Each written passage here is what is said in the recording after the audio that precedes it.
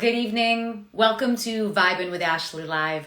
I'm your host, Ashley Live, and guys, tonight is episode 150. I have had 149 of these shows, and tonight I'm celebrating 150. I just want to say thank you guys so much for sharing this journey with me, because I launched this show in August of 2020 to highlight beautiful and talented musicians. And I am so honored that you guys take the time to come in the room, chat with my musicians, and, share their music and support their music. It's so important. So guys, I want to introduce my 150th guest back to the show, the incredibly talented Jose Figueroa Jr. He was on my show back in September. He's an award-winning gospel artist from Florida. He started performing at a young age, and in 2021, he was on season 20 of NBC's hit show, The Voice, Team Nick Jonas. Jose is in the studio working on new music, and he's in the room, so we're just going to start this chat up. Thanks, guys. Thank you.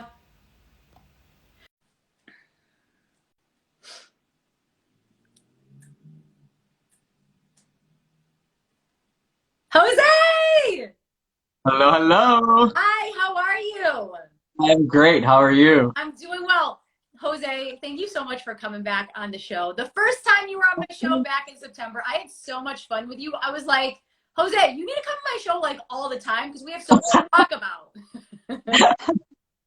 Yay, I'm glad that you had a good time. I enjoyed myself as well. Congratulations on 150 episodes. That is amazing.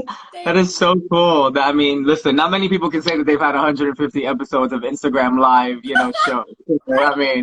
I know, it's crazy. When I launched this show back in August of 2020, I just interviewed so many incredible people, yourself included. This is your second time around, and it's just, I'm so thankful that artists like you come on my platform and are able to tell your story and share your music. And I'm so very grateful to you. And I told you the first time we spoke, when I saw you on The Voice, you just captivated me, and I was so impressed with your talent. And I was like, I need to talk to Jose. I hope he comes on my show. And then when you were like, yeah, I'll come on your show, I was so honored, Jose. So thank you for doing, the show previously, but then coming back and being like, okay, Ash, I'll come rock with you. Of course. No, I appreciate you. Thank you for being interested and wanting, to talk to me. Little old me. Jose, oh my gosh, Jose, you're amazing, and thank you so much. So let's just hop right into this interview.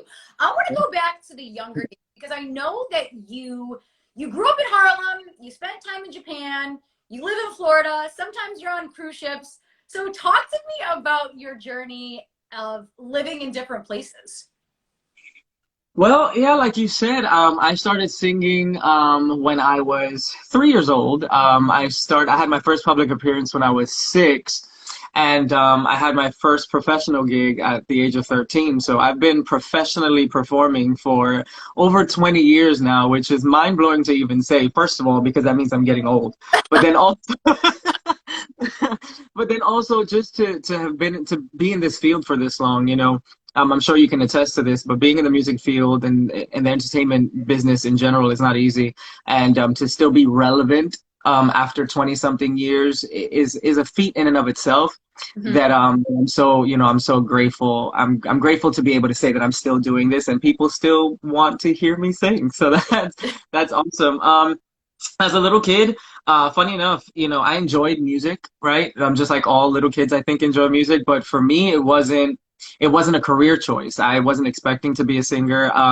I've just recently been sharing this with people, but I wanted to be an English teacher when I was a kid. And that was the route that I was going to take all the way up into high school. I was like, I'm going to be an English teacher. That's what I want to do. And somehow, some way, music kind of turned that around. God was like, yeah, that's cool for you, but how they say, oh, I love that for you, but what's really gonna happen is this is the route that you're going in. And I can't complain. And honestly, I'm grateful that God chose me to house the gift that he's given me, because I don't consider this a right. This is definitely 100% a privilege, and I'm honored to be able to house this gift and to house the talent that he's given me. And I know that it's not in my own strength that I do it. So I think that's really why I've been able to last so long in this industry, because I know that it's not me, and I don't ever want to feel like it is me. It's always him, and I always want it to be that way. So. So, And then, I'm sorry, you said Japan. Yeah, so Japan, yeah. that happened later on in my years. I auditioned. Well, funny enough, the way that story happened. So I had auditioned to be to perform in Japan at Universal Studios Japan in 2000, and I think 15 or something like that, in 2014, something along those lines. And I was shortlisted, and I was like, okay, cool. And once I was shortlisted, then they came back and they said that they went with a different person. I was like, all right, well, I guess it's not meant to be. So cool. I won't make it out there. Then a year later, I get an email from the casting director saying, hey, Jose, we're casting again for Japan, for Universal Studios Japan, and we want to know if you're interested. And they were specifically giving me like what it is that they wanted me to do. And I was like, sure. So to be even remembered a year later, you know what I'm saying? Because normally with stuff like that, 6 months, I think maybe tops is is how long they hold like your resumes and stuff like that. So a year later for him to come back and still know me and still want me, that was pretty awesome. So I made it that time, and I spent 2 years in Japan from 2016 to 2018, and it was an incredible experience. Overall, just in general, the experience as a whole was incredible. Just being in Japan, I absolutely love the country, and the people. But also being able to perform in that environment, it was really cool. It was something different. I had never really done.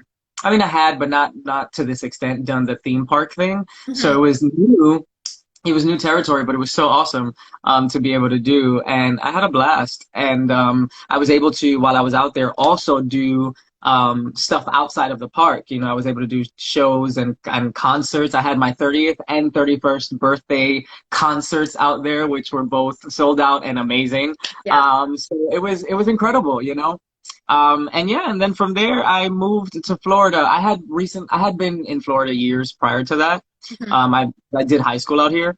And then I had moved back to New York, and I was in New York until I moved to Japan. And then when I left New York, it made more sense that when I came back to just come to where my family was at, because with all the traveling that I do, it just didn't make sense to go back to New York and pay a rent that for a place that I wasn't actually going to be residing in most of the year.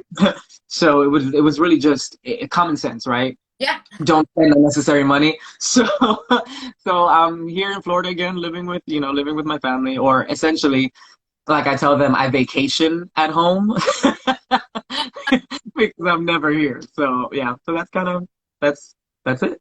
Yeah, and Florida has much better weather than New York, because you've dealt with New York winters and they are rough. So when it comes to winters and like really pricey apartments, it's just like, let's just go to Florida. It's easier. And you have salt. I'm gonna be honest, up until recently, I loved the cold weather. I loved the winter. I'm a winter baby. I loved the snow. I would walk around in a tank top and shorts in the snow. Yeah. And for whatever reason, well, not for whatever reason, since losing weight this time around, because I've lost weight in the past, but this is the skinniest I've ever been in my life. Yeah. So since losing weight this time around, I now feel the cold all the time. Yeah. Like you blow in my direction, and I'm like, oh, I need a jacket. It's kind of crazy, but yeah, that's kind of what's happening with me these days. And so now I'm glad that I don't live in New York, because I would probably die. Yeah, it's definitely cold, but I want to touch on your weight loss, because you shed quite a bit of weight. What was okay, so obviously when we first saw you on The Voice, you were at your normal weight, and then the next time we saw you, we're like, whoa, the incredible shrinking man, oh my god, he just lost all this weight. So okay, so obviously there's the before and after picture, but for those people that are watching that are not familiar with the story or your weight loss, just tell them that journey for you. Yeah, absolutely. So in 2020, when I first was, when we did the blind audition the recording of the blind auditions. Yeah. That was October of 2020. I weighed 226 pounds. It was the heaviest I had ever been in my life. Mm-hmm. And honestly, around throughout that time, I'm a very happy-go-lucky person, as you can tell. I'm always smiling. Like, that's just who I am. And I believe that happiness is on the inside, and all you have to do is tap into it, and then allow things and people to bring you joy that also taps into that happiness. But you don't need the outside things, because happiness is already in here. So I go around preaching that all the time, and I'm always telling people that. And I started to feel like a hypocrite because I wasn't 100% happy because of the way that I looked. I believe that if you're going to do anything drastic with your life, as far as weight or, your looks or appearance and whatever, you have to do it for you and nobody else. Mm-hmm. And if it's a health issue, obviously you do it for the health issue. For me, it wasn't health, because I was 100% healthy at 226 pounds. And the problem was I wasn't 100% happy. And I would look into the mirror and I was miserable. And I would try to fit into clothes and I was miserable. I was pushing a 40 size waist, and it was misery. It really was. And for somebody like me, like I said, who's always happy, to go around now being hypocritical and living kind of sort of behind a very thin mask and putting up a facade because of this weight that I had, on me. It just, something had to give. And I kept telling God, listen, I've done so many different things to lose weight, and this doesn't make sense, because I'm going up in weight. Like, I'm gaining more and gaining more and gaining more. And it doesn't make sense, because I shouldn't be. I'm not doing anything that would, garner that. Yeah. And so I said, God, something's got to give. You have a lot going on for me right now, with The Voice, with constantly performing, with the church situation. There's so much with Zumba. You have so much happening in my life. Mm-hmm. I can't walk around being unhappy if I'm going to be doing all of this stuff, because I'm not going to be effective. I said, so something's got to give. And, to make a long story short, something gave. And I started to lose weight, and I went on a really strict diet, and I don't want to go through the entire thing, but I went on a really strict diet that's really not even a diet, but it was something very strict and specific. Like, I started with a liquid diet for 6 weeks, and that helped me first, start the weight loss, and it went from there. And then I did a high protein, low carb, no sugar, only 6 to 8 ounces of food, and even then I can't even eat that much food, because now my stomach has shrunken so much that I can barely eat 6 to 8 ounces of food before my stomach is like, bro, chill out. Like, I'm good. So that's what did it. So I want to say I was 226 still December 16th of 2020. Mm-hmm. By April 4th of 2021, I was 160. By the end of May 2021, I was down to 140 something. And right now I kind of fluctuate between 128 and 134 or 35. Wow. So I went pushing a 40 size waist. I'm now at 26 and a half. So it's kind of crazy. Yeah. Wow. That's a lot of weight, and you should be very proud of yourself. 90 something pounds. It's intense. Yeah. So it makes sense why you'd be cold, because, you know what I mean? Like, you lost a whole person, Jose. I lost the equivalent of 2 toddlers. So yeah, I'm so proud that you did that. And the thing that I want to touch on is it was more of a cleansing of your spirit, right? It was like, hey, I'm not happy inside. Let me do something to shed that weight and shed what was making me unhappy. And I think that's so important, because sometimes we hold on to things inside, and that can cause problems in our life, and weight problems or whatever. It could start other health problems from there. And I think it's so important to go inward and just be like, I need to deal with the shit that's in my head. You know what I mean? Mm-hmm. And clean it out. Yeah. And everything for me in general, my life is catered towards people. Yeah. Right? Everything that I do, every single aspect of what I do in my life is catered towards people. So essentially this was the same. I needed to lose the weight, yes, for me first, but I needed to lose the weight because I wasn't going to be effective for people if I was still in that same mindset of being unhappy. So it was a twofold situation. I needed to do it for me because I needed to get to a place of who I am Yeah. because I was losing myself because I wasn't liking myself. Yeah. And in doing that and getting back to the me that I'm supposed to be, Yeah. I'm now able to be the effective person that everybody needs me to be and that I've always been for people, you know? So it was kind of like again, it was a twofold situation. Yeah. Congrats on that. It's so amazing. And you've kept this weight off because the thing is, like we said before, sometimes people are like, oh, I want to lose weight because I have this event that I need to go to. And then they come back home and then they eat like four plates of food. You're like, no, Yeah, yeah, James, you can't go back to that old way of where you were because you don't want to end up there.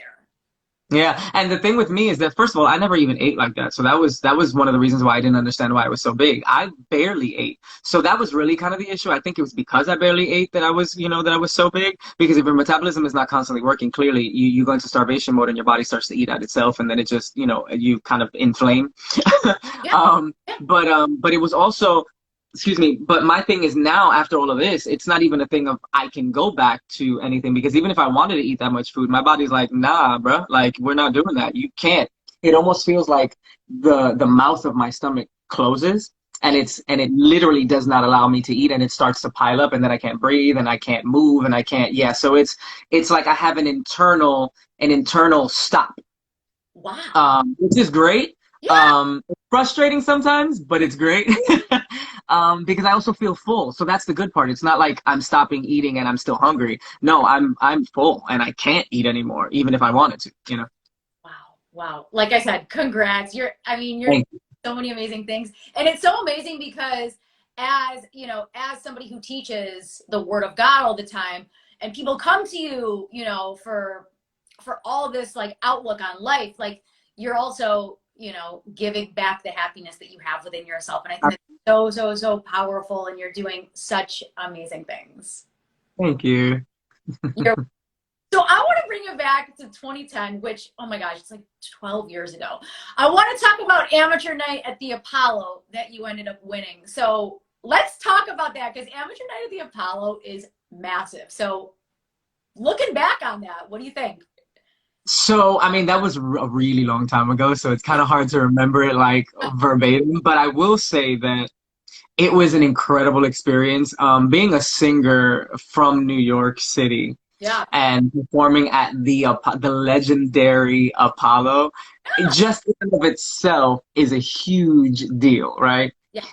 But then to sing there and win is like mind blowing, right? Because I'm not like most people. I don't go into anything all like just knowing that I'm going to win this. Like a lot of people go into stuff and they're like, yeah, this is mine. I've never been that kind of person. I've always been whatever God wants, and if it's for me, it's for me. If it's not, well, we'll move on. So I went into that just saying, God, this is a great opportunity, and whatever you're going to do with it is what you're going to do with it. Have your way and let it be what it is.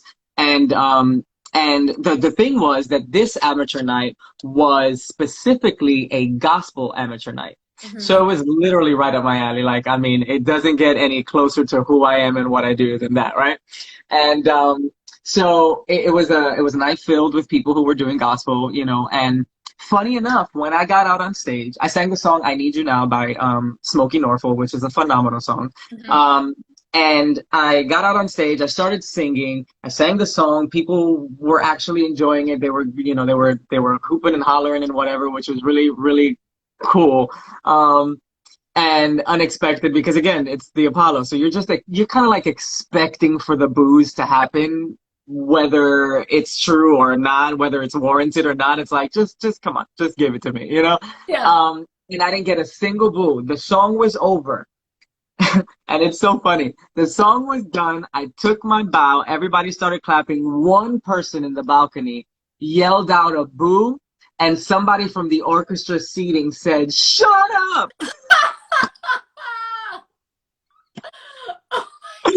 I was dying laughing as I walked off of the stage.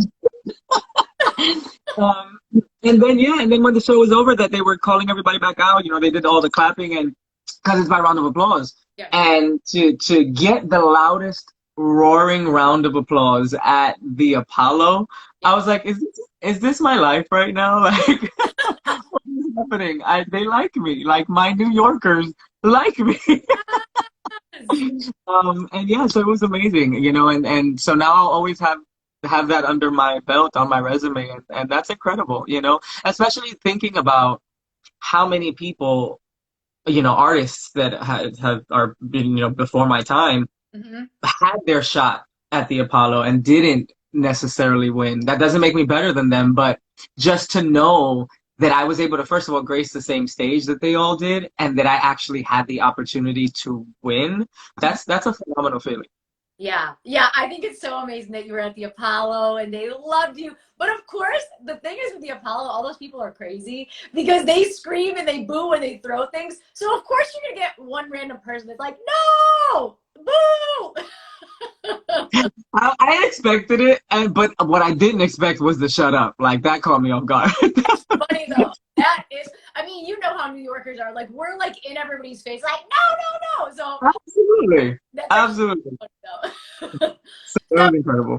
so what musicians inspire you? What musicians inspire me? So because I'm a gospel artist, I'm inspired more by, you know, obviously gospel artists. So there are people like Pastor Donnie McClurkin, Smokey Norfolk, like I said. You have the Yolanda Adams, CeCe Winans, Israel Houghton, Kirk Franklin, and then the I guess the newer generation, but not so new, Ty Tribbett and Kiara Sheard and Jonathan McReynolds. Like there are so many people that I essentially look up to for many different reasons because they all have something different that I aspire to learn from, and to mold into who I believe God wants me to be. Mhm. And outside of that, I mean, because obviously there are people in the secular, you know, sector of things that I look up to as well. And you have Whitney Houston, who I believe every artist in the world looked up to. Yeah. You have Whitney, and then Aretha, and the earlier Mariah Carey, and Celine Dion, and Luther Vandross, and oh goodness, just so many people. The list is endless. Unfortunately, we don't have that many people. Well, I'm gonna talk for myself. Unfortunately, I don't have that many people to look up to right now, as far as this generation is concerned, Right. because the music is not what it used to be, and it's more about now. Music is more about making what sells, Mhm. what's going to be good at the club, and what you can do a track beat to, and what you can turn into a techno situation, and that's not necessarily what I've ever been about. Yeah. Yes, you have some artists who are still doing that kind of stuff, which is great for them, but they're also not they're not as big, unfortunately, as you would hope they would be, you know? So there's not like I often say that if I grew up in this day and age, I would probably be confused as to what kind of performer I'm supposed to be. Yeah, yeah. No, I know what you mean by that because when we were talking earlier, we're technically the same age. We were both born in the 80s. And we appreciate good music, like the people with the voices. So yeah, if we were both like 20 years old, it's like, who do we look up to? Right, No right, right. Because there are select few people who have great voices, but you know, like you have Ariana Grande. I believe Ariana Grande's voice is incredible. It is. I think that she should enunciate more so we can understand what she's saying more, but she's an incredible vocalist. We Yeah. can't take that away from her. You have Jessie J. Jessie J is phenomenal, Mhm. but Jessie J is not as big as she was at one point. You know what I'm saying? You know, so and I'm not going to go through a whole bunch of names, but there are some people that are still out there, but it's like, you know? But the stuff that's making it big and that's making the headlines and the Billboard charts and stuff like that is the stuff that really doesn't do it for me. Yeah. No, I totally get where you're coming from because we were spoiled with like phenomenal vocalists. Like when I watch older videos of Whitney, I'm completely captivated and mesmerized because like think of like the Bodyguard soundtrack. Where I'm aging myself here, but the Bodyguard soundtrack. No, I understand. Think of that album and you're like, I actually just got chills in my body just thinking of the song Yeah, album because it's so unbelievable the absolutely. songs that were on that album and the power of Whitney and yeah. She's phenomenal. She's phenomenal. Hey, Sienna. She's phenomenal. The thing that I always say about Whitney, you know, obviously she's called the voice, right? But there's more to it than that. There was something about Whitney, and one of the reasons, and this is one of the reasons why I love her. There was something about Whitney that even if she didn't sing a note, Hmm. the way her stage presence and the way that she captivated an audience was something to be revered. Totally. There aren't, and I dare say this, and I might get some flack for this, but there aren't many artists in this day and age, or really in general, that have that same impact. You know what I'm saying? Yes, there are great singers. Yes, there are great performers. Yeah, I get that, and I'm not going to take that away from anybody. But Right. Whitney Houston was on a level all on her own. It was a caliber all on her own. The same thing about Aretha Franklin. Her voice was not the same as Whitney's, but she also carried this presence that she walked out on stage and people just clapped just because. Yeah. She hadn't even done anything yet. You know what I'm saying? And so it's amazing. It's amazing, you know, to have those kind of performers to look back to and to feel like you've learned from, you know, because you want to be able to essentially have that same impact on people. And I will say that thankfully, you know, the impacts that I've had on people, I've had, and I believe this wholeheartedly, I've had these impacts because of God and God alone. Because I wouldn't be the artist that I am, let alone the man that I am, if it wasn't for him and what he does for me and through me. So I think that that's the reason why I have my impact. Yeah. I've had, excuse me, the impact that I've had. Because I allow him to kind of just do him, you know? I don't care about me. I don't care about any of that. I want him to essentially be glorified. And I think that's one of the reasons why he's continuously kept me, you know, booked and blessed, if you will. Booked and blessed. I love that. Because you can be blessed, but if you're not booked, what are you doing? So I want to talk about your time on The Voice in 2021. You were on season 20 of The Voice. You sung At This Moment for your blind audition. Bring us back to that day of the blind audition. What was going through your head? Well, first of all, if we could back up for a minute, so go back with me, right? Yeah. 2020, April. Oh, God. Things had just shut down. The world was like dead. And all of a sudden, my phone rings. And I pick it up, and it's a female. I'm not going to shout her out, but it's a female. Yeah. She goes, "Hi, my name is so-and-so from The Voice casting, and we saw a video of you performing, and we want you to be on The Voice." I'm sorry, what? This is who? Yeah. From what? Nah. I thought I was being punked. I thought it was a joke. I thought somebody, because I'm really, where did you see me? How do you know me? How is this happening? Right. I didn't know that they did scouting, I guess, you know, so I wasn't aware that. I thought that the only way that you can get on is by genuinely auditioning, and I didn't. So I was like, I don't know what's happening right now. And I went through the whole conversation still thinking that I was being punked. Then after the conversation was over, I get an email with all the stationery of The Voice, and it was all legit, and it was real, and I was like, oh my goodness, I'm going to be on The Voice. And I freaked out. And okay, so that was that. So I just needed to get that out there. Right. Then fast forward to October of 2020, where you have to now go to, to actually do the audition. So I don't know if I'm allowed to say this, but I'm going to say this anyway. Hopefully I don't get in trouble. Something that they tell you and they warn you early on is that even though you are there for a blind audition, there is a chance that you will not get one at all. And then obviously you also know if you do get one, there's a chance that you don't get a chair turn. So we know that part. But what many people don't know, and I definitely didn't, was that there's a chance that you don't get one at all. So I was already kind of like, okay, God, so you got me here. I know that some people will not make it, but did you really bring me here to send me home without even getting to audition? I don't, please, let's not have that be the case. Let's not have that be the case. And so, yeah, so whatever. So then they do the week of auditions. Right. And in the week of auditions, the night before, they tell you who's going to perform the next day. They call your number out, and okay, so the night before the first night, my number wasn't called. I was like, all right, okay. Then the night before the second auditions, again, my number wasn't called, and I was like, oh my gosh. And at this point, these are 2 days that have passed, and we already know who has made it through and who hasn't. And they were button happy. Like, these coaches were button happy those first 2 days. So we were like, okay, there aren't many, like, spots left. So we're, like, all freaking out. And I'm like, okay, God. I don't know what you're doing, but okay. And the night before the third, my number was called, and I was like, okay, I get an audition. All right, I can breathe now. Okay, cool. This is cool. But then again, of course, you let that moment sink in for a second, but then you got to immediately snap back into reality. There's a chance that you still won't get a chair turn. So that now that's the next thing that you're thinking about. It's like, okay, I'm going to get an audition, but what does that mean? Nothing. That just means that you get to sing for a bunch of chairs that are not looking at you. You know what I'm saying? And hopefully one of them turns. And so, but I went in there just like I go into everything, and I was like, listen, God, this is you. This is all you. This is me and you now. You're going to take me into this, and you're going to get me where you want me to go. And if that means that there's no further than this, then there'll be no further than this. But if not, if you are going to take me further than this, then amazing. You know, either way, amazing, because you got me this, you know, you got me here this far.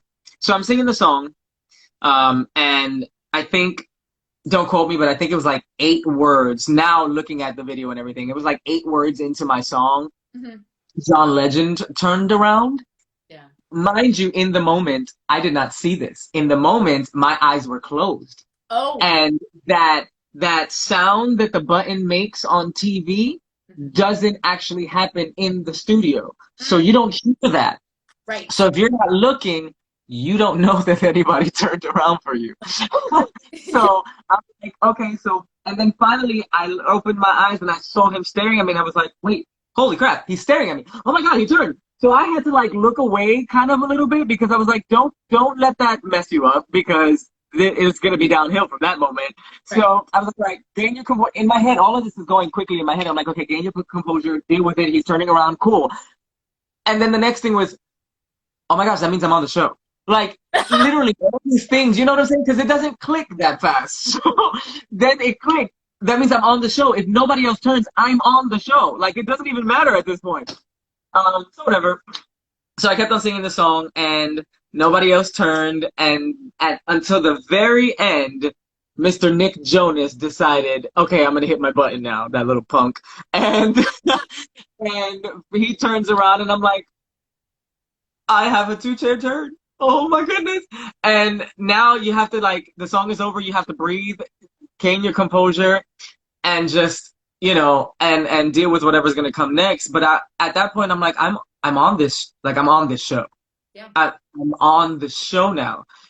And then it was like, oh, now I gotta pick a coach. And I was like, this is gonna be difficult. John turned for me first. He's gotta be the one that I picked, because, so I wanted the way that it was for me, like, if I rated the coaches, if I put them in order, it was Kelly, John, Nick, Blake. Sorry, Blake. But Kelly didn't turn. So I was like, all right, so next, obviously, in my head was John. Obviously, duh. So I'm going to go with John. And it just didn't work that way for whatever reason throughout their banter, because my audition was very long. Obviously, they don't air all of it, but it was very long because their banter and their going back and forth was hilarious. And it was just so, like, it was a lot happening.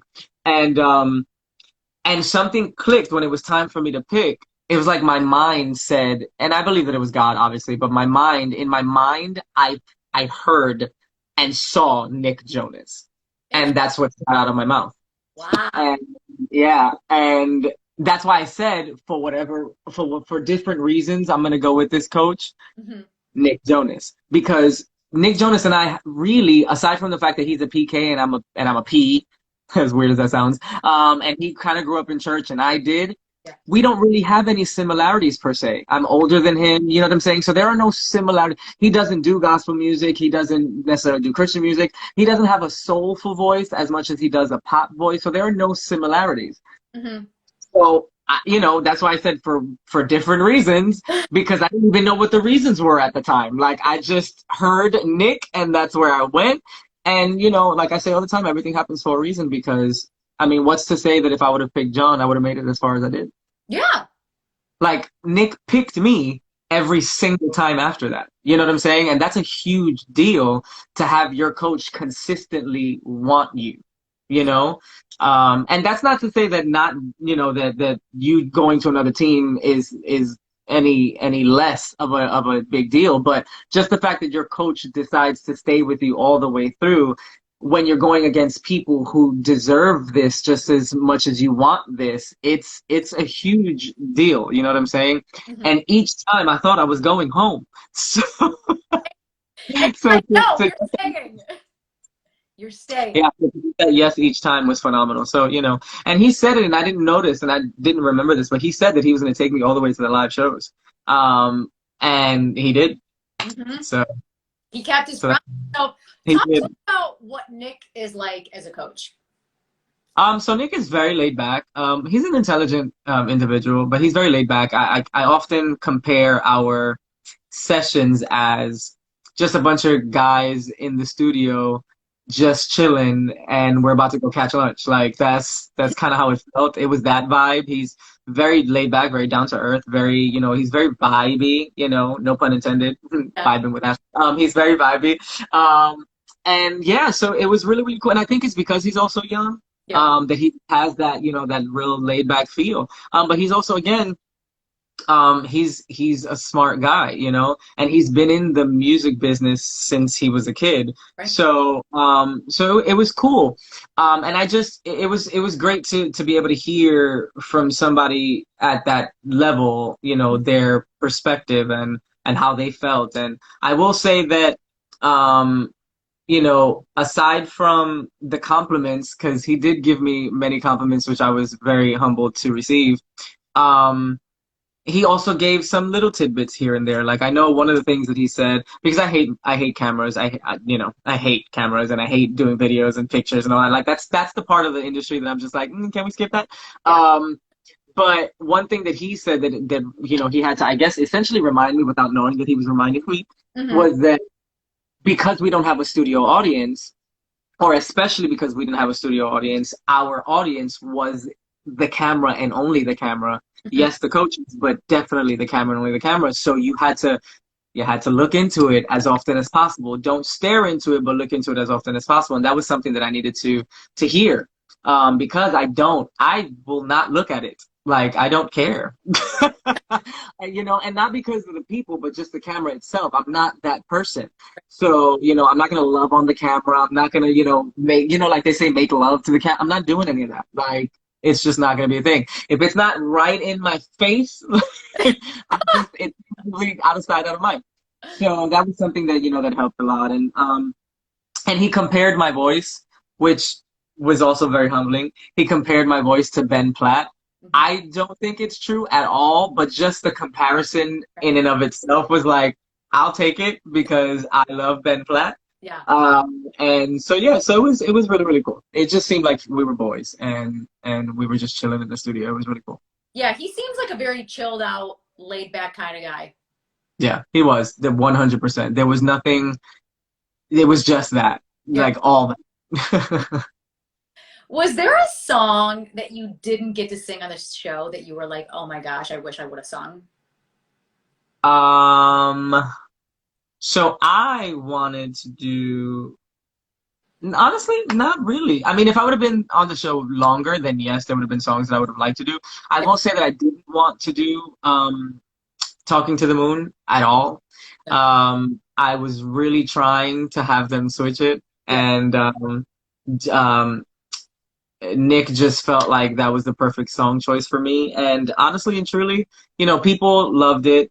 Some people didn't. Hmm. It wasn't my best performance. It was terrible, in my opinion. Hmm.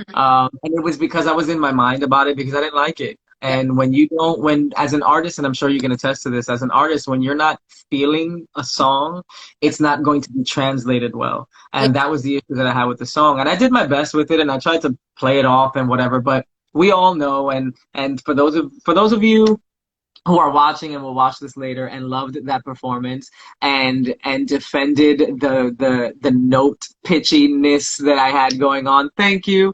But if we're gonna be honest, yes, it was pitchy. I undershot the note 100%, and it's because I didn't like the song, so my voice wasn't in it, my body wasn't in it, my mind wasn't in it, none of it was in it. I wasn't, and you can tell, you can almost tell, like if you look at the performance, that I was just like over it. Which is really sad because the show must go on and it did, but I wasn't, I didn't like the song. And So I will say that that was definitely the song that I didn't want to do. Yeah. I will say that my blind audition song, nobody knows this, but they had initially given me Treasure by Bruno Mars. Mm-hmm. Great song, fun song. I've sung it many times in my career. It's cool. I felt like that wasn't going to be the best song to showcase my vocal ability for a blind audition, Yep. to possibly get a chair turn. Mm-hmm. For me, I'm sure somebody else could have probably done it and probably knocked it out of the park and gotten a chair turn. But in my head, I was like, I do the song well, but I don't think that this is the song. So it took a lot of courage for me to like send an email and be like, hey, you guys, so I don't want to be, that guy, but is it possible if I switch this song for this song? And I even sent them like a little edited snippet of it. Like, I've sung this song before. I know this well. This is me 100%. Can I do this? Mm-hmm. And I prayed about it and I said, God, go with this email. And then I almost immediately got an email back saying, Jose, your new song is At This Moment by Billy Vera and the Beaters. And I was like, they said yes. Yeah. Yes. Like, I went nuts because I wasn't, I was expecting a no. But they said yes. And again, everything happens for a reason. And because what's to say, what if I would have sung Treasure and I wouldn't have made it? I would have preferred to not make it with something that I decided than to not make it with something that they decided, because then I probably would have disliked the show more so than anything else. You know what I'm saying? Because I would have had to blame them instead of blaming me. I'd rather blame me than them, because then it would have given me a bad taste in my mouth for them, and I didn't want that. So if I would have tanked, I would have tanked because I chose the song and I just did something wrong with it, which is kind of how I felt with Talking to the Moon. I tanked, I did, but I was kind of teed about it because I didn't want the song. You know what I'm saying? It was chosen for me, and had I been able to choose my song, I probably would have went with something very different. But I might have made it. But again, God knows all things, so it was meant for me to just make it to top 17 and then go home. Yeah, and I'm okay with that, and I was okay with that then too. Mm-hmm. Yeah, and I think it's important because you said, like, if I could have, like, picked my song, like, I would have, I felt like if you would have not sung Talking to the Moon and you sung something else that was a little bit more, like, in, that you were feeling, yeah, it would have happened different. But I think you're right. Everything does happen for a reason. And thankfully, you were able to pick your blind audition song and fight for it, which is really cool. So it's like, it's about fighting for what you want. And you did tell Nick, I kind of don't want to do Talking to the Moon. I'm not really feeling it. He's like, no, you got this. You got this. And you're like, I'm just kind of like. That's exactly what it was. In it. I was in the first rehearsal. I was like, after I sang the song through, or I think before one of those, I said, "Hey, Nick, I have a question. Did you pick this song?" And he was like, I had some say in it. Why? Do you not like it? I was like, not really. I said, it's a beautiful song. I mean, it's Bruno Mars, and the song is great. The song is great. I said, but I'm just not feeling it. Yeah. And he goes, really? Because, man, I think that's it's perfect for your voice. Yeah. And I said, thank you. And it might be for my voice a good choice, but it wasn't for my mind and my body. Like everything else, it can't just be that you can vocally do a song. You have to be completely in it. Mm-hmm. You have to be immersed in a song 100% for it to effectively be performed. Mm-hmm. And unfortunately, that wasn't the case for me. And he goes, well, the thing about it, the only thing that made it a little bit easier and a little bit better for me was that I was able to arrange it just slightly different and add more instruments to it, because initially they wanted it to be just piano. And I definitely didn't want that. So I was able to add more of an arrangement to it, or they allowed me to add more of an arrangement to it. But other than that, I just, Going through the motions. Absolutely, 100%. Mm-hmm. So I want to talk about your performing on cruise ships. So for people that don't know, you perform on cruise ships quite often, and I think it's really cool. And I'd love for you to dig into like how you got into the cruise ship performing industry and what it's like, what it's like for you. Yeah, absolutely. So I sing on cruise ships. I've been doing the cruise ships now since 2018. I feel like it was just yesterday, but COVID has just made the years just fly by. But initially it started, I was cast as a production cast lead vocalist with Celebrity Cruises. And I did a 8-month contract with them in 2018. I went in March and I was done November 10th of 2018. And it was a great experience. It was a kind of a bucket list thing, and it was fun. The cast was great. The shows were fun. It was a great experience as a whole. But I knew that I didn't want to do another one. I just kind of wanted it to be that one. And okay, check. Now move on. Yeah. And in the beginning, when we first opened, because when you first get on the ship, it's like a 3 week, maybe a month process of just installing the shows on the actual ship itself, on the stage itself, etc. And then you open the shows, slowly from there. So the first show that we opened, I believe it was called iBroadway. Don't quote me. I think it was iBroadway. And we opened that one first, and the cruise director at the time on that ship came up to me after the show was done, and he was like, "Bro, what are you doing here?" And I was like, "I don't know how to take that." And he was like, "No, like I don't mean it in an offensive way. Like I mean, why, with your voice and your talent, why are you doing cruise ships?" And I was like, "Because I want to. Like I don't know how to answer this." He goes, "No, like you should really be doing something different, because obviously people don't know you going into this kind of stuff." So he didn't know my career. He didn't know that I've been in this for so long, especially because I was the oldest in my cast. Everybody else was 18, 19, coming out of high school, coming out of dance schools, you know what I'm saying? So it was all new for them. I'm an old fart in all of this already, So he was like, you should be doing, something else, and you should be having your own shows. And I was like, I do, off of the ship. He was like, no, but if you're going to do the ship thing, then you should do guest entertaining. Right. And I was like, what is that? Because again, I was new to this world of cruise ships. He goes, well, guest entertainers are the entertainers that we, that the company books to come and perform on the nights that the cast is not performing. And I said, oh, cool. So as the contract went on, I started to see the guest entertainers who would come on and see their shows, and, vocalists and jugglers and comedians and magicians and aerialists and all this other stuff, all this talent that they would have on. And I'm like, oh, so this is guest entertaining. This is pretty cool. And as I started to see, as the guest entertainers would come on, some of them would frequent my ship. Like they would constantly be getting booked onto my specific ship. And they got to know, me, and they would hear me sing. They also came to me to tell me, you should be a guest entertainer. So it was kind of like I kept getting the bug in my ear, and little birdies telling me, hey, do it. And finally I said, okay, fine, I'll figure out how to do this. And those same guest entertainers who came to me with it, I went back to them and said, okay, so you told me I should do this. So what is this? Like, what is the process? What is the, what do I have to do? What am I, and so with guest entertaining on cruises, you have to have an agent. So because there is no other way to get a cruise gig. You have to have an agent. It's not like a direct situation. So I was like, okay, and now I need to know about agencies and which ones are the good ones, and which ones are going to work for you and not take your money and blah blah blah blah blah. And and then with guest entertaining, you have to create your show from top to bottom.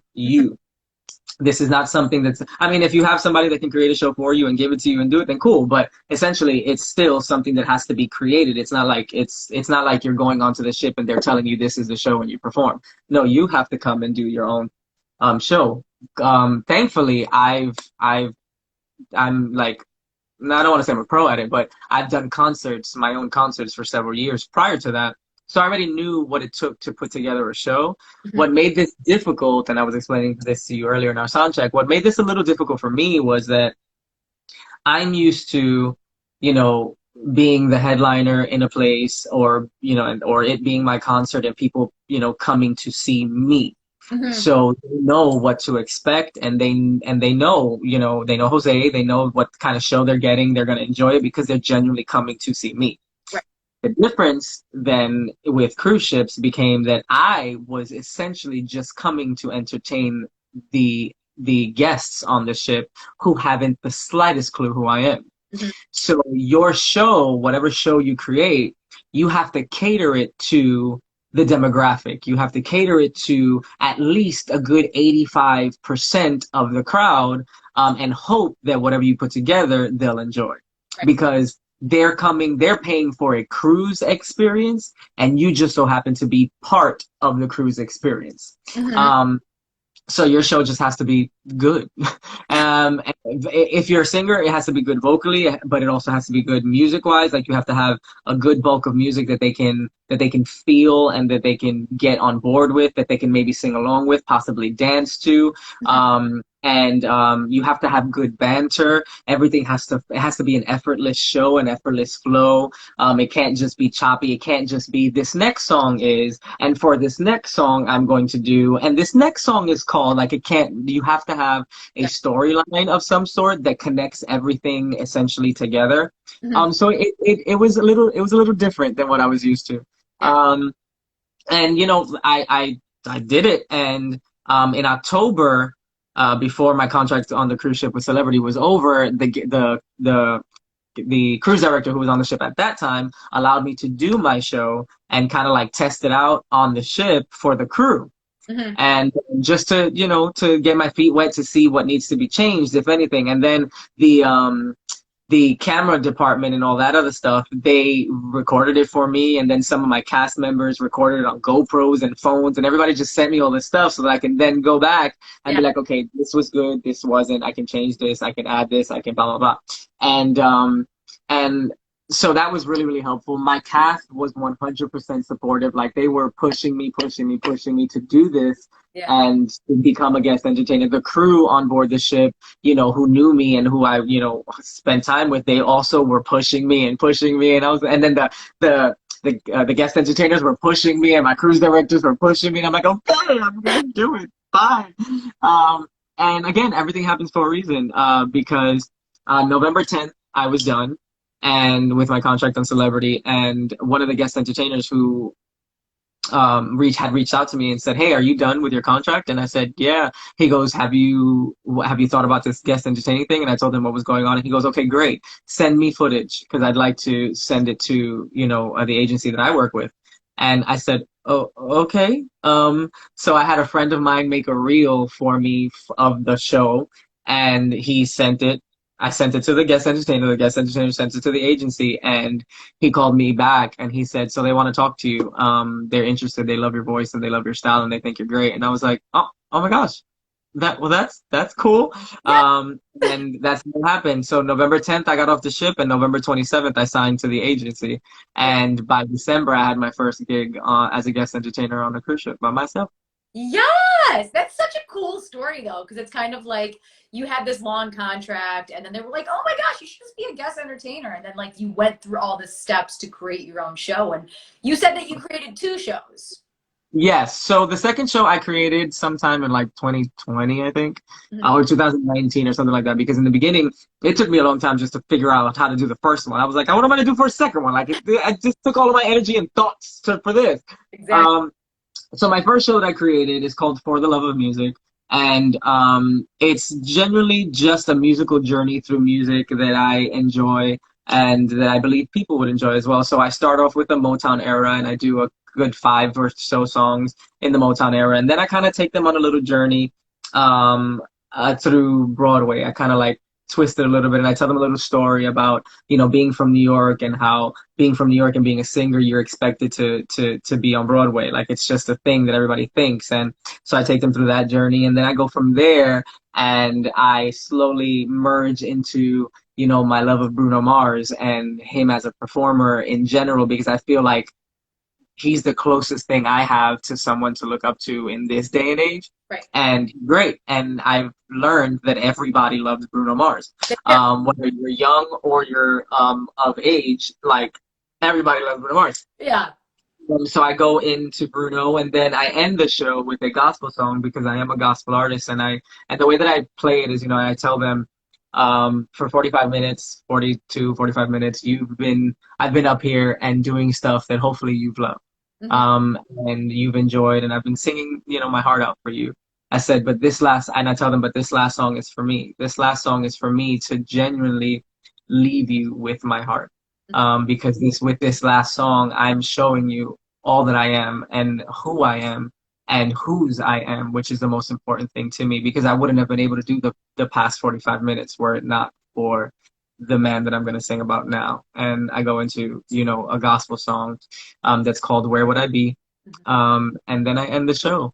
And side note, which was interesting, the the last stage and production manager that we had on Celebrity while I was part of the cast, she told me that she felt like that last song wasn't going to be a good song to have in my show, and that people were not going to enjoy it, and maybe not, like, they weren't going to gravitate to it because it was religious and because the first word in the song is Jesus. She goes, and it's going to be politically incorrect and blah blah blah blah blah. And I said, okay, I'll take that into consideration. But God is, like, that's my man, and I'm not going to not be me and not give him glory just because you may not like it or anybody else doesn't like it. That's not my concern.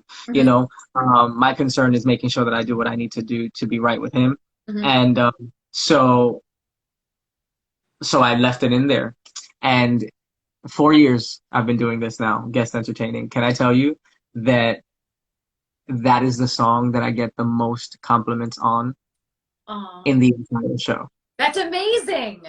I kid you not, like, it's not even a joke. I'm not exaggerating. Literally, from people who are Christians, from people who are not, that are just commending the bravery. Like, that song has made an impact on so many guests on these cruise ships, and I'm so glad that I decided not to take it out. The Bible says not to be ashamed of your father, and I'm not, and I never will be. And it's done me well. Like, nobody has ever complained, because I also tell them before the song, I understand that religion is a touchy subject.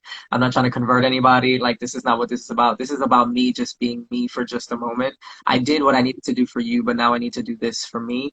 So if at this point, because you've already enjoyed, hopefully, a 45-minute show, if you feel the need to get up and go because you don't feel comfortable with this, now is your chance. I won't be offended. There are no hard feelings. Thank you so much. But if you choose to stay, thank you. But I ask that you not only listen to me with your ears, but more importantly with your heart. And honestly, 4 years later, the most compliments on that song, and there's always one guest that comes up to me to tell me nobody got up. Oh my God. And it makes me want to cry. It's such a beautiful thing, you know what I'm saying? And I remember in one of my shows when we were able to do like de-greets at the door, a couple literally waited until the end, that everybody said their hellos and or thank yous and compliments and pictures and all that other stuff. They waited all the way to the end just to tell me. We were sitting all the way in the back, and when you said that they could leave, not one single person got up and left. And I genuinely started crying in that moment. That's so beautiful, though, because the thing is, like, yes, you already gave them, 43 minutes or whatever it was of songs that they know, but then take them through the story and, like, this is for me. Like, this is for me. You can leave if you want, but you don't need to. And I love that everybody just stayed because they knew how important it was to you, and they genuinely enjoyed that 40 to 45 minutes beforehand. They're like, let's see what Jose's got. And then it's like, it's got to be such a moving thing to just see all those songs, and then you perform this other song that means once you're invested. I think that helps too. When they've invested their time now, it's like they're not necessarily going to go anywhere either, because they've fallen in love, hopefully, with not only your vocal ability and your show, but they've fallen in love, hopefully, with you as well. So even if they don't necessarily agree with what you're saying, they're invested, and it's going to impact them in some way, shape, or form anyway. And that's what's important to me, the message of Christ, because that's what I'm all about. So, like, I often tell people, even if I don't go around telling people that I'm a Christian, I want people to say there's something different about him, because that something different is God. And it gives me now the opportunity and the window to be like, yep, the difference is that I have Jesus in my life, and I've had him for this amount of time, and would you like to know who he is? It gives me the ability to, like, really tell people about him, which is what we're supposed to do anyway.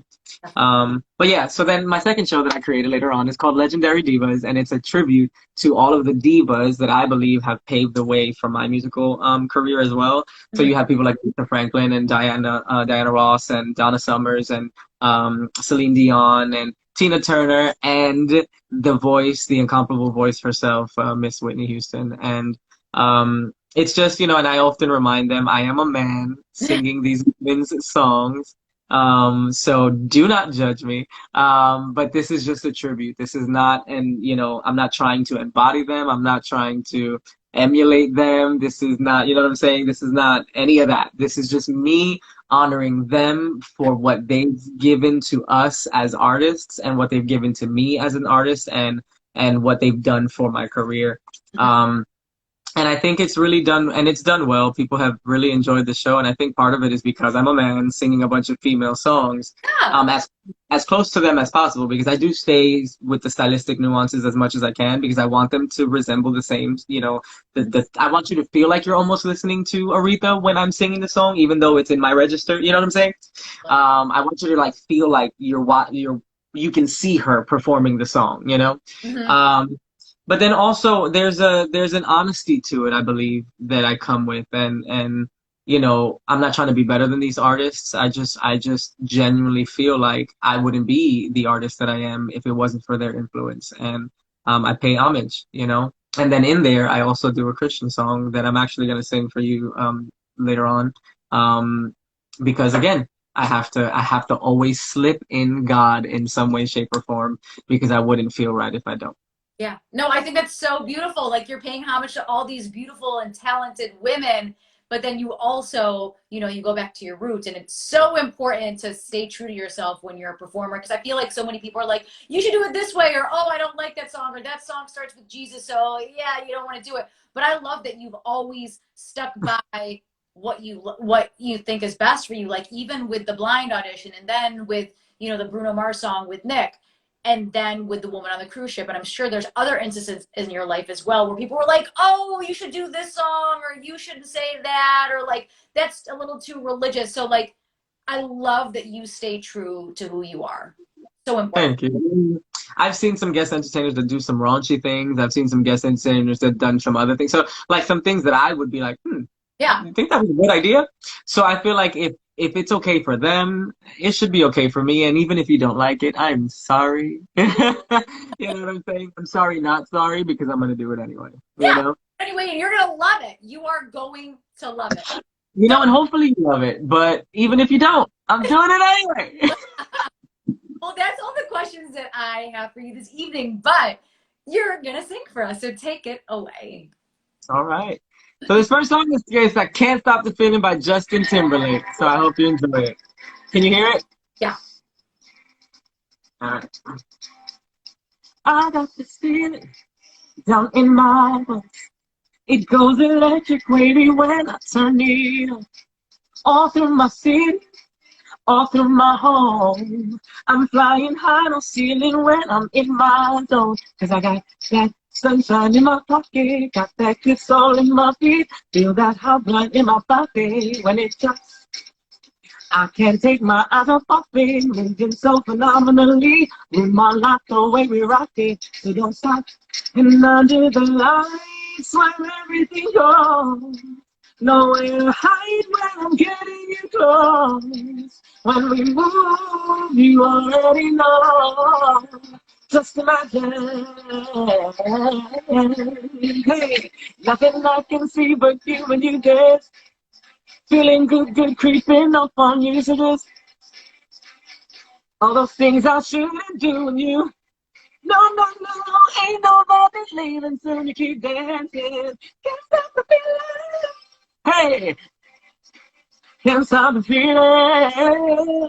No. Ooh, it's something magical.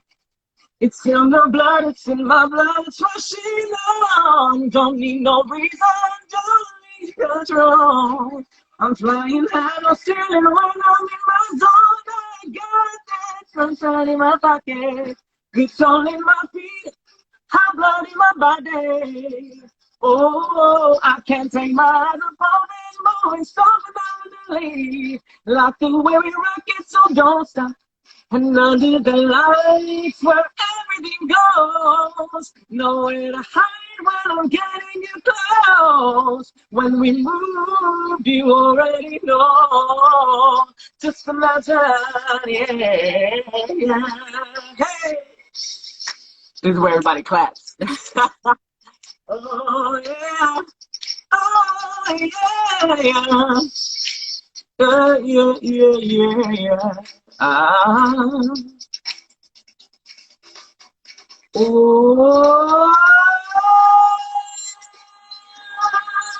dance, dance, dance. Oh, yeah. Ain't nobody but leaving you, no. Can't stop the feeling. Got this feeling in my body. Got this feeling in my body, yeah, yeah. I wanna see you move your body. Yeah, yeah, yeah, yeah. Woo! Yes! Give it up for Jose. So I'm gonna be honest with you. I'm a huge Justin Timberlake song. Like I love Justin Timberlake, love him to pieces, but you did it better than he did. Oh no. Hands down. Like I love him, but like you just took it to a whole nother level, Jose. And I Uh-huh. love that and I appreciate it.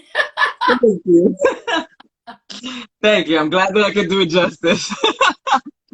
It's tough when you sing songs from artists that people enjoy because then it becomes a little bit like, you better do this right. You blew everybody away. I'm telling you, like you just took it to a whole nother level and I love it. Thank you. All right.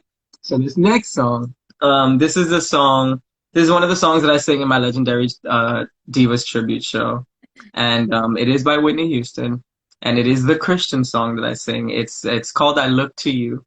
And for those of you who don't know this song was one of the songs that she released. I believe it might have been the first or second single that she released after she came back out, after all this stuff went down and she kind of sort of lost her voice and stuff like that. She came back out with this song. And you'll hear it. I just hope that it blesses you.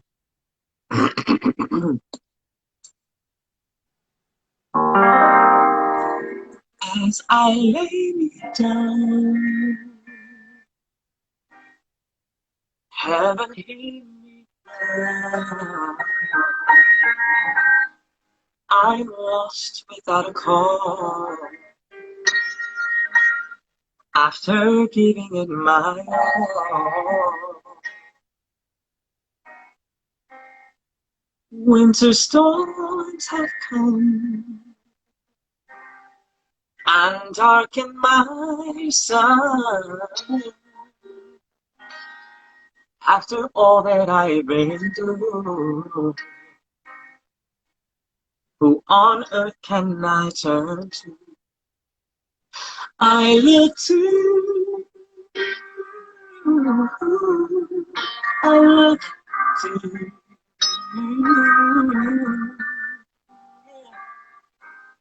After all my strength is gone,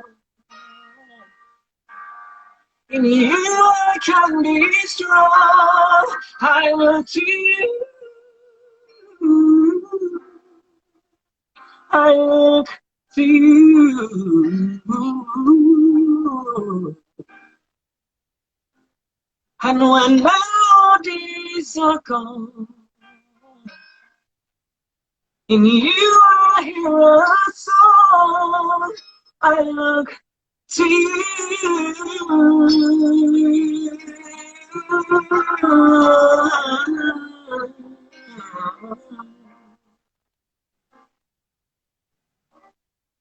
Was about to lose my breath.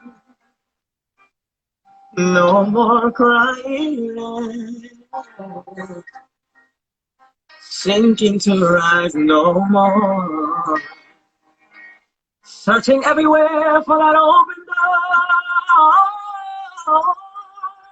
Never know that I take it. Left to my regret. I don't know if I'm gonna make it. No, nothing left to do but lift my head and look to you.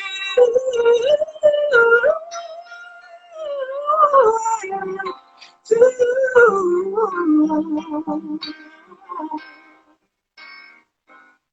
And when all my strength is gone, in you I can be strong. I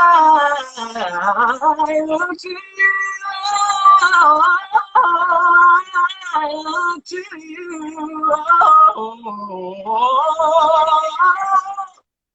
And when melodies are gone, in you I hear a song. I look to you.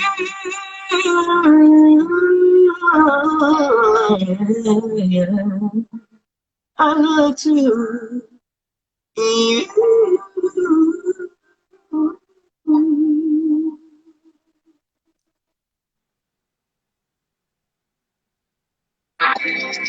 Yes! That was beautiful. Oh my gosh. Love it. I could listen to you sing all day long. Oh, thank you. Like, I just like would want a recording of your voice just playing around like all day. Like, just like, oh yeah, it's Jose, he's singing for me. Oh, thank you. Thank you, thank you, thank you. So do you have time for some questions? Sure. All right, so for the beautiful people that are in the chat right now, if you have questions for Jose, please feel free to put them in the chat below. So you Talk to me, y'all. signed a deal last year in August.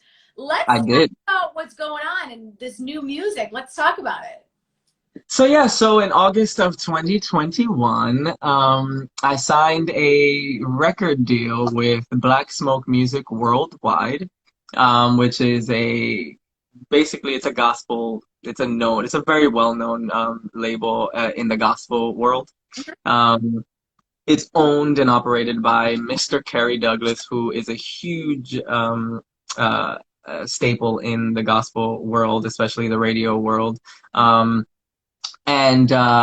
Yeah, so since then, I've been in the studio, in and out of the studio whenever I'm home. We're working on music and working on singles so that we can pick the right single to be released when the time comes.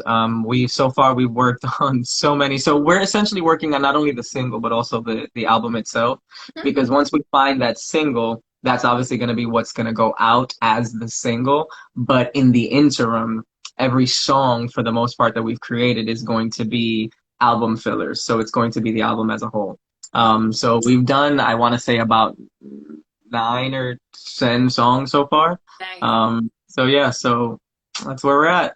Yeah. So I'm excited to see what happens and what's to come, and so everybody just stay tuned. Yes, because new music will be here very soon. Hopefully. What does success mean to you? That's a good question. What does success mean to me? Success to me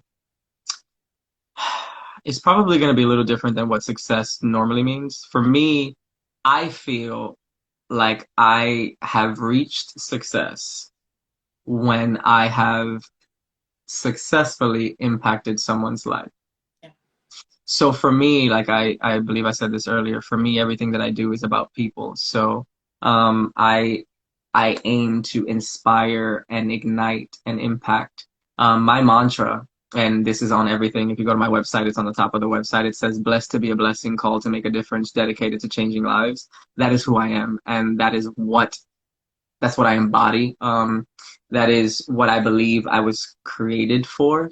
So success to me, honestly, success to me looks like when someone comes up to me and says, "You moved me.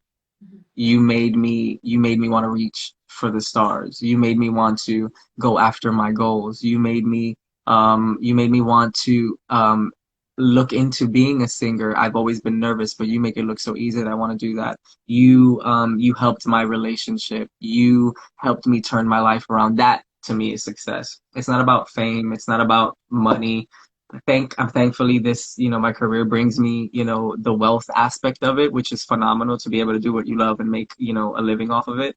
But for me, success is in the stories.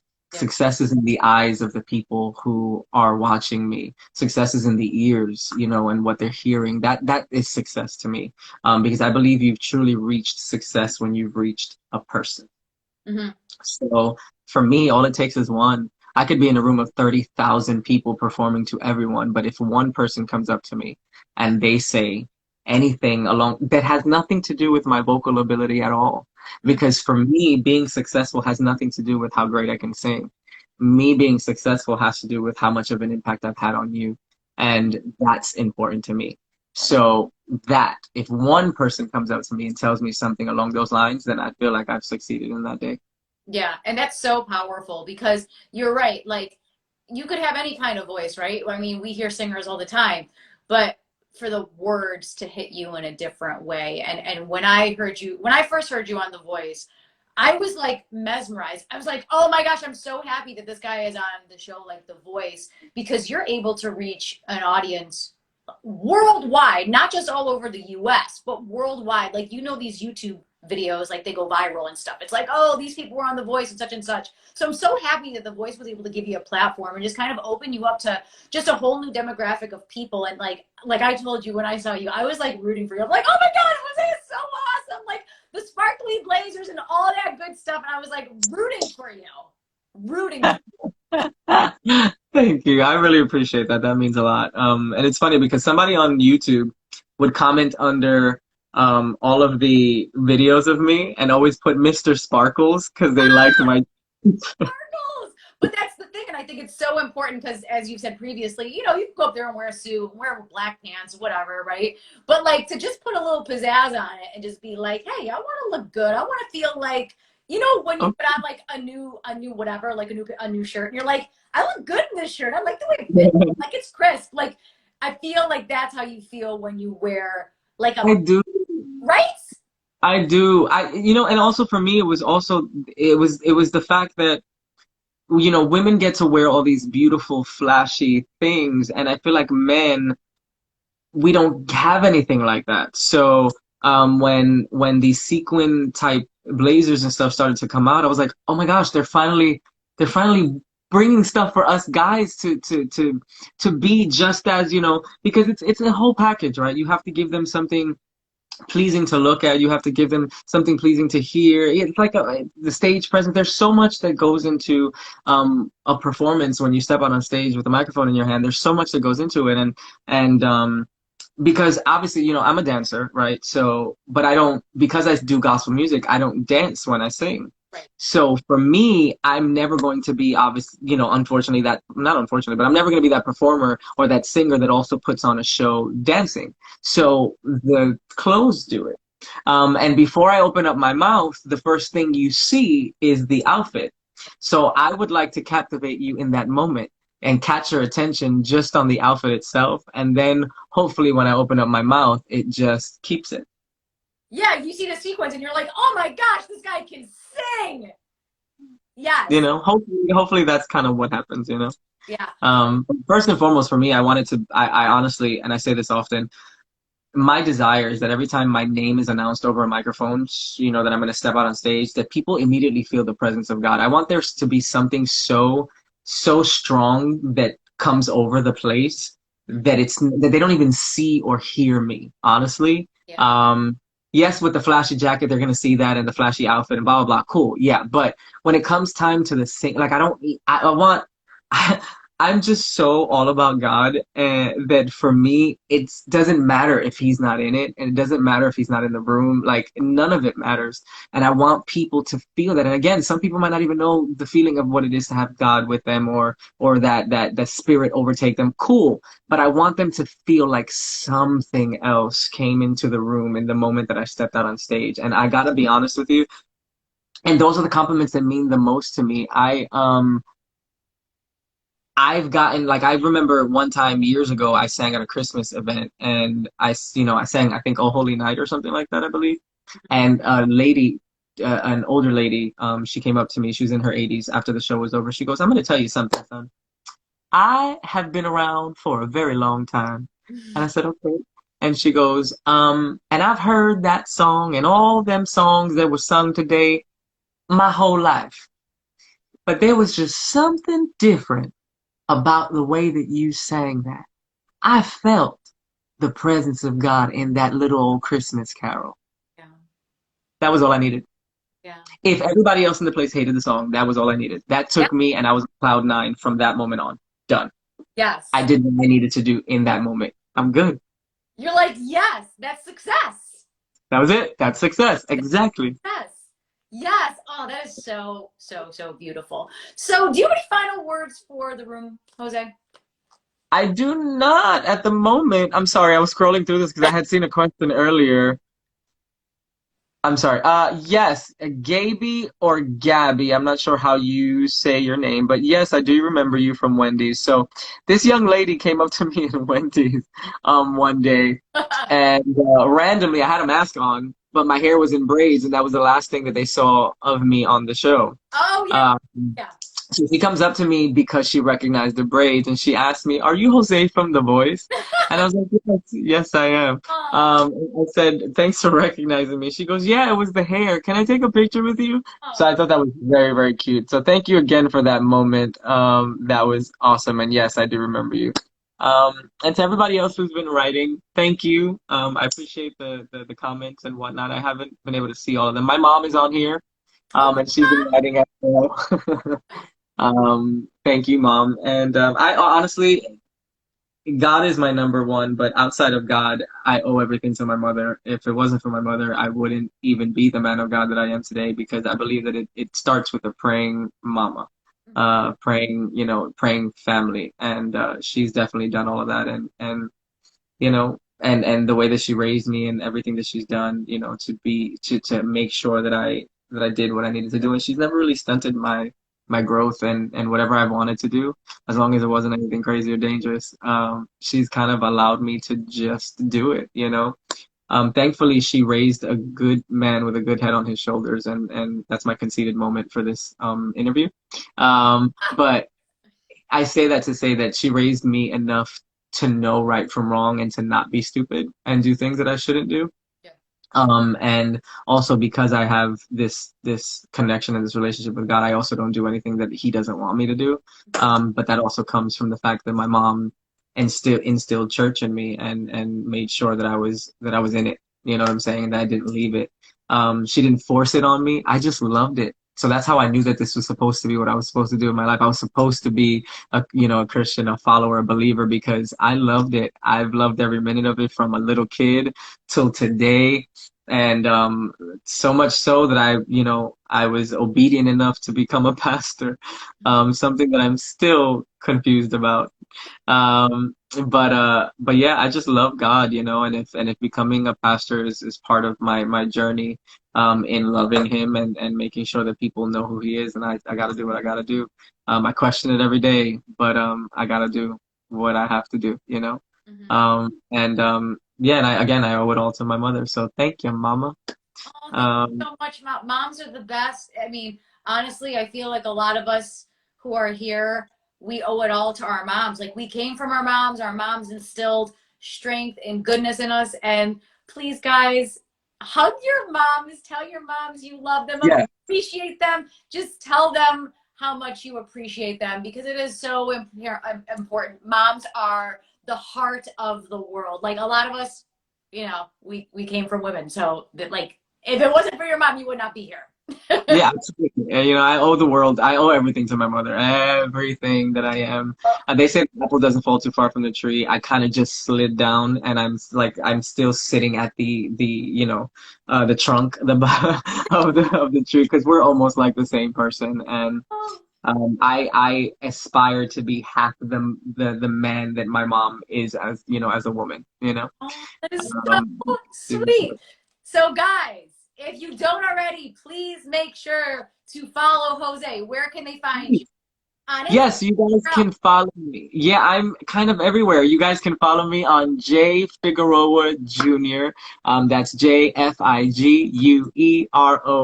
Jr. Everywhere. I'm on Instagram. I'm on Facebook, same handle. I'm on Twitter, same handle.